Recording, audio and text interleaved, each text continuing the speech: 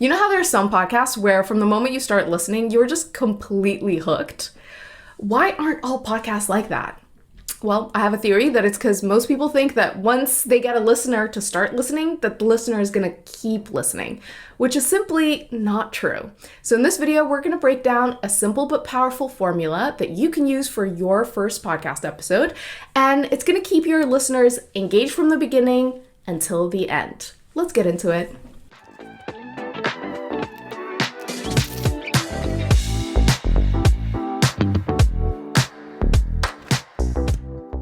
Hey, I'm Huete. I'm a podcast producer and the creator of the Emerging Voices Podcasting Accelerator.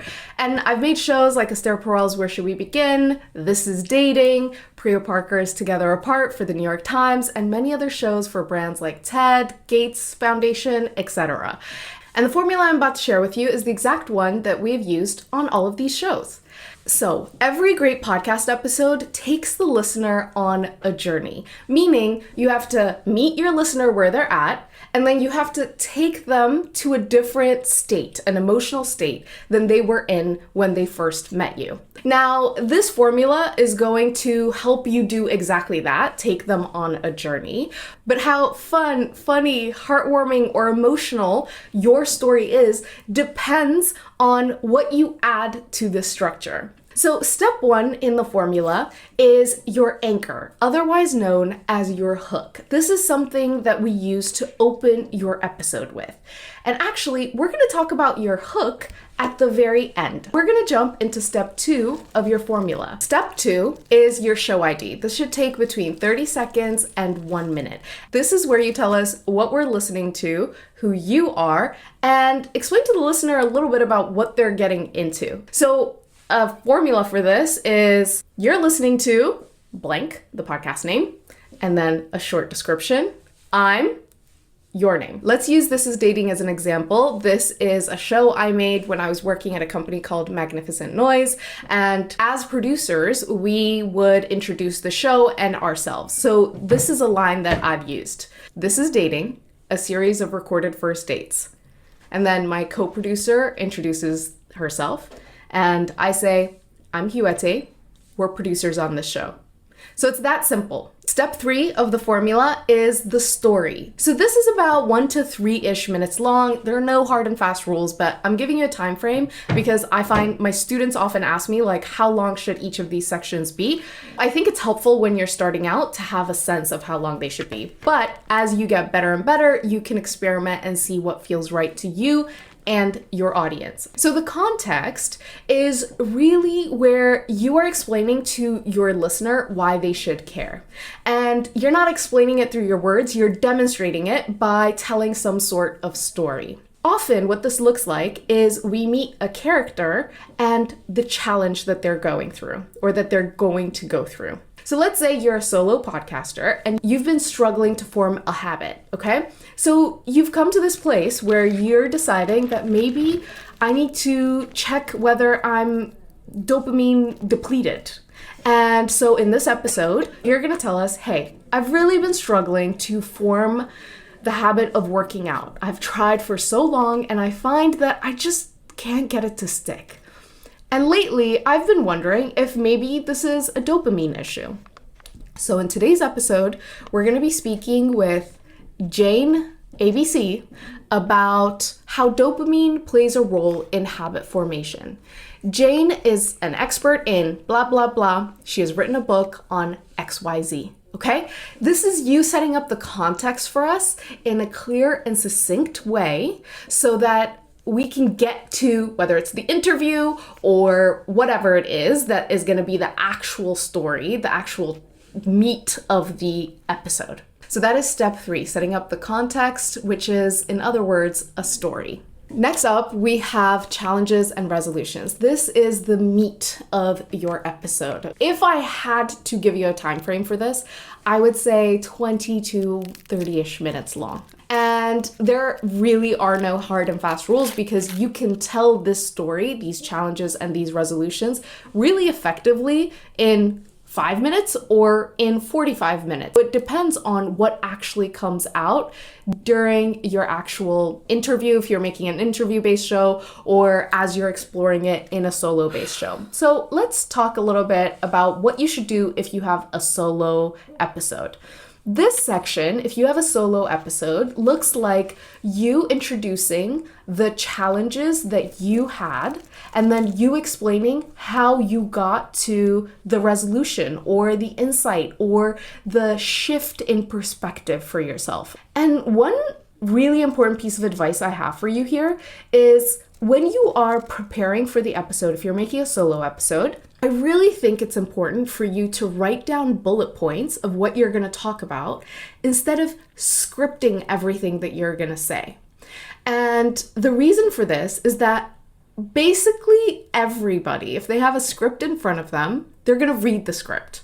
That just sounds way more rigid than if you look at a bullet point and then riff on it. Sure, it might take you a bit longer when you're starting, but it's also just going to sound way more natural, which makes it easy for your listener to connect with you as a human being. Another thing you can do is you can script it out, but then just pull out the highlights and put it into a document and refer to that as you're telling the story. Again, don't forget, your goal is to get your listener to understand the challenges that you had, which hopefully they also have, which is why they're listening, and the solutions that you got to. And one note, they don't necessarily need to have the same problems, but they should at least, for whatever reason, be interested in finding a resolution to those problems. That's something that's really important for solo podcasters to understand, because I know many who start a solo podcast and then feel frustrated that nobody is listening. That's it for solo podcast episodes. What about if you're making an interview-based show? If that's the case, this section where you are introducing the challenges and resolutions really just looks like you scripting really good questions that address a key theme that is going to be explored in this episode. So if earlier we talked about habit formation and dopamine, right? So in this episode, you know that you are going to be talking about habit formation and our biology. So your questions should very clearly be connected to that and the person who is going to be addressing those problems. So one important note here is if you're interviewing an expert, the challenges and the insights are going to come from a very different perspective than if you're interviewing someone who is not an expert. If you're interviewing an expert, you are positioning yourself and your listener as the people with the challenges who need this person to help them get some insights so that they can evolve, right?